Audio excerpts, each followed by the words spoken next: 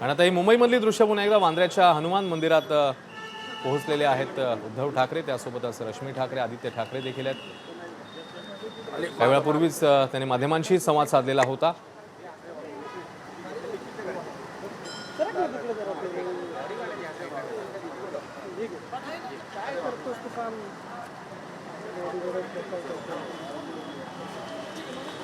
मतदानाचा हक्क बजावून ते आता मार्गस्थ झालेले होते. आता ते मंदिरात देखील पोहोचले होते.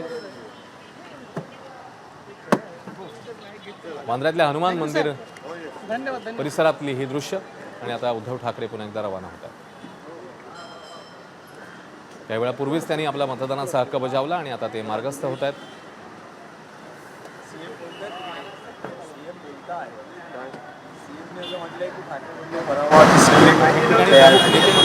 सकाळपासूनच बाहेर त्यांच्याबद्दल काय बोलतोय निवडणूक आयोगाबद्दल देखील हळूहळू बाहेर पडतायत. उद्धवजी, आज मतदानाचा दिवस आहे आणि ठाकरे बंधू युती या कसोटीचाही दिवस आहे. मराठी मतदारांना नेमकं काय आवाहन करा? मराठी माणसांना आणि त्याचबरोबर मुंबईकरांना मी विनंती करेन की आपलं शहर आणि मुंबईच नव्हे तर जिथे जिथे महानगरपालिका आणि निवडणूक आहेत तिथे मी सगळ्यांना विनंती करेन की आपण उतरा, मतदान करा आणि ही जुलमी, फसवी, भ्रष्ट भाजपशाही, हुकुमशाही उलथून टाका.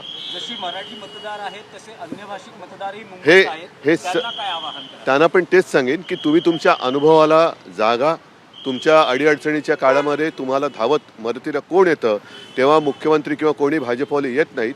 त्याच्यामुळे तुम्ही तुमच्या अनुभवाला जागा आणि मतदान करा. मुख्यमंत्री देवेंद्र फडणवीस असं म्हणतात की ठाकरे बंधू हे पराभवाची स्क्रिप्ट तयार करतात.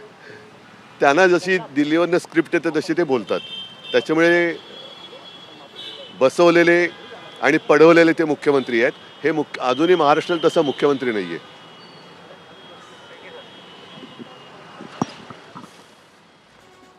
तर पुन्हा एकदा माध्यमांशी संवाद साधलेला आहे उद्धव ठाकरे यांनी.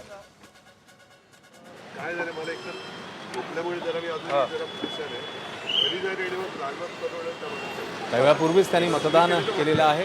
मार्गस्थ होत आहेत. हनुमान मंदिरामध्ये वांद्र्याच्या पोहोचलेले होते आणि आता ते तिकडूनही रवाना होते. एबीपी माझा, उघडा डोळे बघा नीट.